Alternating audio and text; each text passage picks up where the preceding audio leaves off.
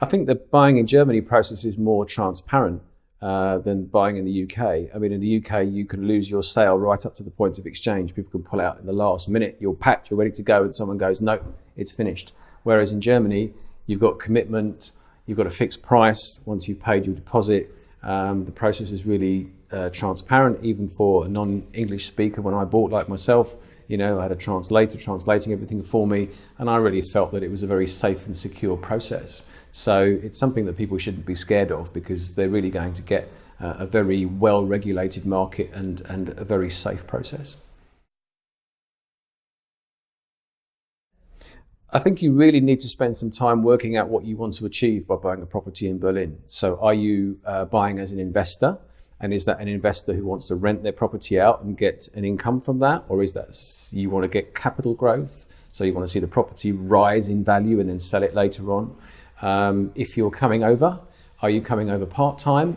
And maybe you want to rent the property short-term, not on Airbnb, but in other ways that you're allowed to do that in Berlin. Or do you want to live there full-time? And so that might alter the sort of thing you want to buy. Are you coming with a family? So do you need something that's a particular size or in a particular location? So I think always spend some time thinking about those things, because that will help. It'll help us to find the right property for you and to you to be comfortable with what you're buying. Well, my German is rubbish, I'm afraid to say, even though I've been coming here for over 20 years, and I'm quite ashamed of it. But you can get away with, and I think it is getting away with, being a fairly basic German speaker or speaking English. Every time I try to speak German to someone, they want to practice their English back. I think it's as you spend more time here and you become more local, you do need to understand things around your residency and paying tax and various things like that, where you really do need to have some German or somebody who can help you with that. So the basics you can get away with, but if you're going to spend some time here, then it's worth taking a course or spending some time with a native speaker and improving.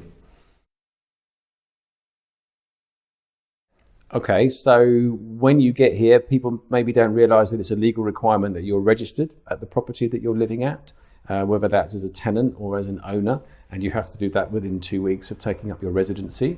So there's a local government office in every area that you go to do these kind of things. Also then registering for tax, getting a tax number, really becoming a sort of official citizen.